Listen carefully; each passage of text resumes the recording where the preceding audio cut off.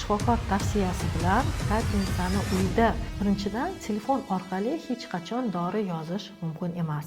Vena ichiga buyuriladigan dorilarni tavsiya etmaymiz. Fermentlari ko'tarilmagan, bu bemorni tezda o'lim holatiga olib kelishi mumkin. Anafilaktik shok kuzatilishi mumkin. Vena ichiga ukol qilinadigan bo'lsa, bu juda ham xavfli. Qonga so'rilguncha, doktor, iltimos, menga kapelnitsa yozib bering. Bu yomon holatlarga olib kelishi mumkin. Assalomu alaykum, hurmatli tomoshabinlar. Bugun dorilarni buyurish haqida gaplashsak. Qabulimga bemorlar kelishadi va bemorlar iltimos qilishadi. Doktor, iltimos, menga kapelnitsa yozib bering deyshadi.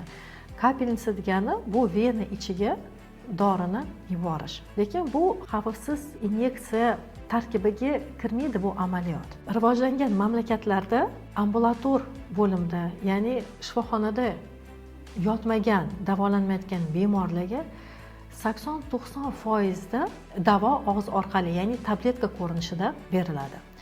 Nima uchun? Chunki u tabletka yoki kapsula ichgandan keyin qonga so'rilguncha o'sha dorini allergik reaksiyasi yoki nojo'ya ta'sirlari rivojlanguncha ko'p vaqt o'tadi va uni tezda bartaraf qilishga bizda imkoniyat bo'ladi. Agar vena ichiga ukol qilinadigan bo'lsa, bu juda ham xavfli.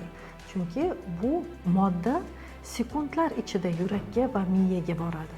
Va bemorda allergik reaksiyasi kuzatilsa, anafilaktik shok kuzatilishi mumkin. Va bemor kapelnitsasini, ya'ni xalq tilida gapiradigan bo'lsak, kapelnitsani uyda oladigan bo'lsa va yonida shu anafilaktik shokka ishlatiladigan hech qanaqa dori vosita qo'llaniladigan dori vosita bo'lmasa, bu yomon holatlarga olib kelishi mumkin. Yana nima uchun o'sha dori vositani vena orqali yuborish xavfli hisoblanadi? Bizani tanamiz kerakli moddani va kerakli me'yorda qonga oladi, ya'ni ichakdan qonga so'riladi.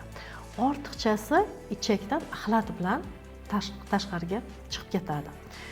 Lekin biz aytolmaymiz, bemorga qancha doza kerak? 500 mi, 1000 mi, 300 mi, 100 mi? Va shunaqa holatlar bo'ladi. Bemori ahvoli yaxshi, qon ko'rsatkichlari yaxshi, bemor qusmayapti, bemor ichi ketmayapti, bemor isitmalamayapti, bemori ichki a'zolari tomonidan kuchli o'zgarishlari yo'q va bu holatlarda biz vena ichiga buyuriladigan dorilarni tavsiya etmaymiz. Chunki chuqur o'zgarishlar yo'q. Vena ichiga tomchilab yuboradigan dorilar bu katta dozadagi dorilar hisoblanadi va buni faqat statsionar sharoitida ishlatilishi kerak, shifokor tavsiyasi bilan va u dorini miqdori, dozasi, ya'ni keraklidan ortib ketishi mumkin. Dorini nojo'ya ta'siri namoyon bo'ladi. Shuning uchun ambulator, ya'ni poliklinika sharoitida davolanadigan bemorlarga rivojlangan mamlakatlarda ko'proq og'iz orqali ishlatiladigan tabletka va kapsula yoki suspenziya beriladi. Hurmatli tomoshabinlar, o'zinglarning sog'liqlaringiz bilan hech qachon o'ynashmanglar. Bemorim borlar, virusli gepatit C, jigar sirrozi bo'lgan.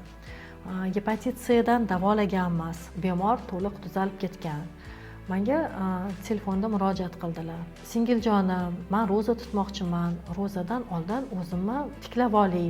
Ya'ni balki qanaqadir menga kapelnitsa yozib berasizmi deb. Men tavsiya etganman.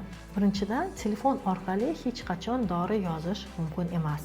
Ayniqsa shu kapelnitsa buyurish mumkin emas. Men u opaga aytdim, agar siz kelib analizni topshirib, men holatingizni tekshirganimdan keyin agar kerak bo'lsa, men sizga shu dorini yozib beraman.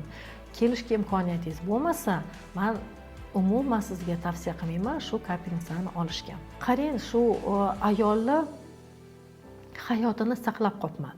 U ayolni yon qo'shnisi, o'zini aptekasi bor ekan. U yon qo'shnisi aptekasidan dori olib, o'ziga vena ichiga yuborgan ekan.